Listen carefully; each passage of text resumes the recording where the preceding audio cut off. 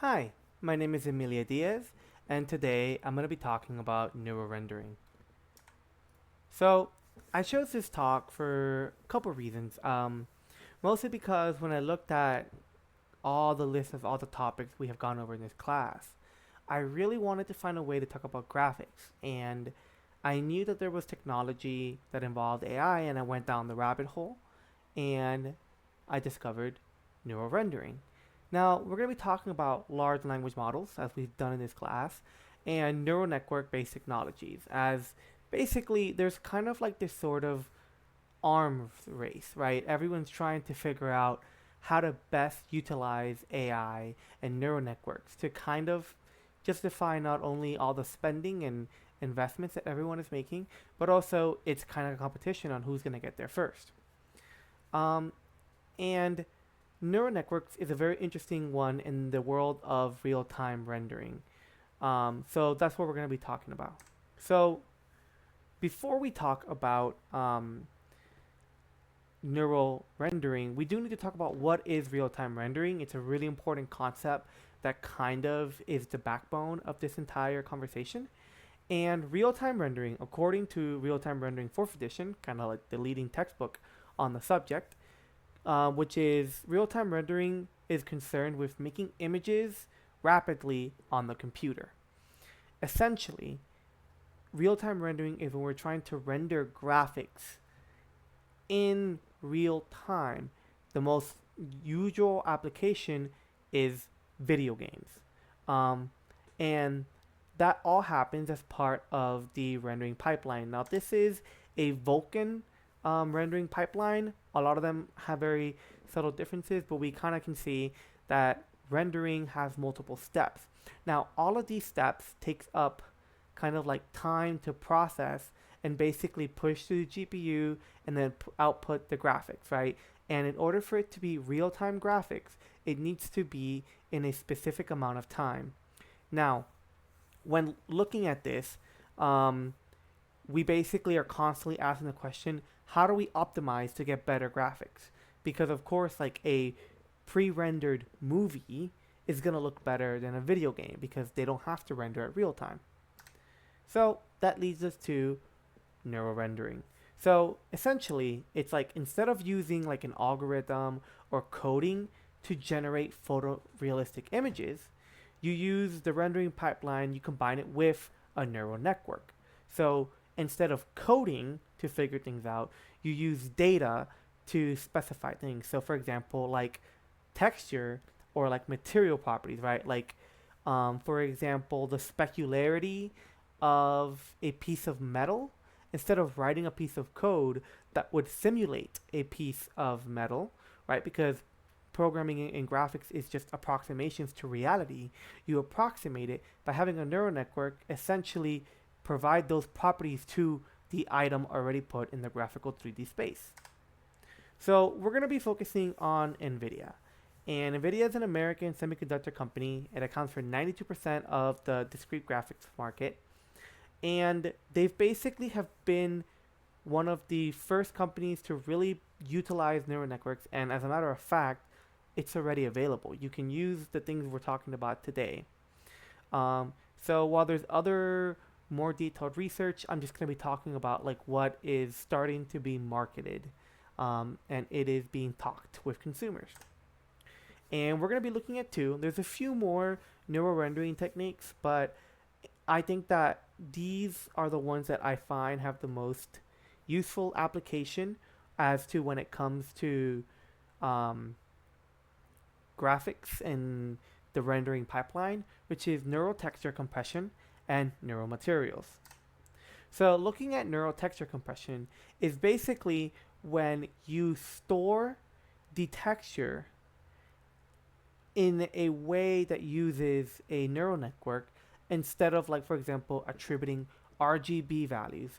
Rather, in the moment, you're using real time rendering techniques in order to have the texture render. Um, and the benefit of this is that you can get really detailed textures while using less VRAM. It's just faster. So let's take a look at some of these. So let's see, you can barely see my mouse, but hopefully it helps showcase. We can see that we get here the BC is a way to store texture, for example. And instead, using the neural texture compression, we can see that we get better resolution for less data, right? And so it's essentially like you get to have your cake and eat it too, right? And over here, we get to see the um, the latent texture. So instead of using like an RGB texture, using the latent texture, we can apply the NTC over it and pretty much end up with an end result that is a lot closer to the reference that we're trying to emulate. Um, Very powerful technology, very like it's like you can already use this and it's very powerful.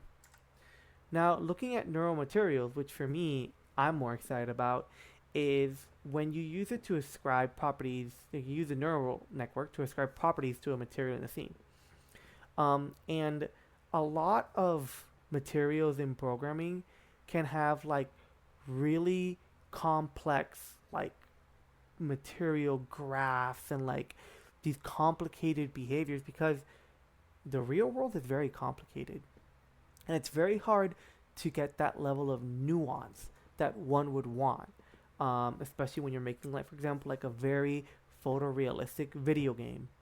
Um, Basically, you're able to ascribe different properties and using like a neural network to help figure out what should be the properties of the item. So let's look at a couple examples here.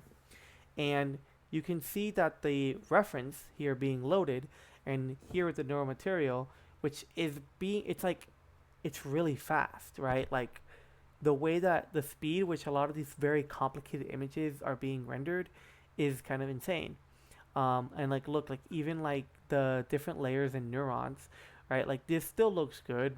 Obviously, I think there's a lot like baking 32 neurons seems to be like a sweet spot where it starts like getting like the diminishing returns from going to 64. But essentially, like just look at the time compared to the reference. Like rendering this reference is 20 milliseconds compared to 5.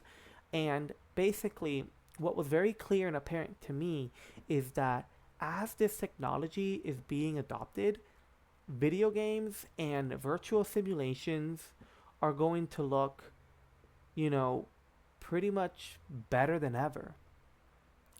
And not to mention that these are kind of the two things that I was focused on. Um, because in reality, there's other applications like using virtual training data to create simulations for cars to drive that allows for way more uses than just like video footage or basic recreations, right?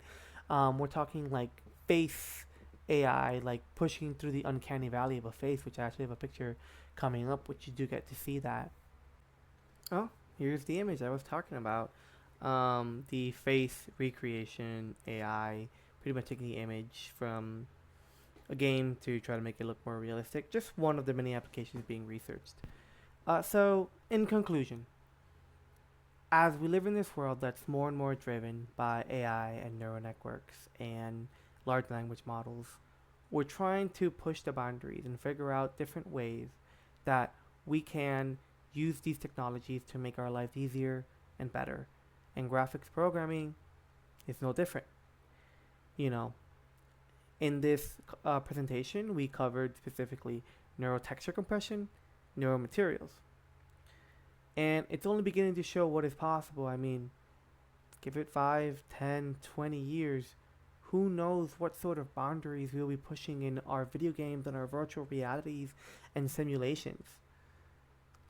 I, for one, am very excited. Thank you.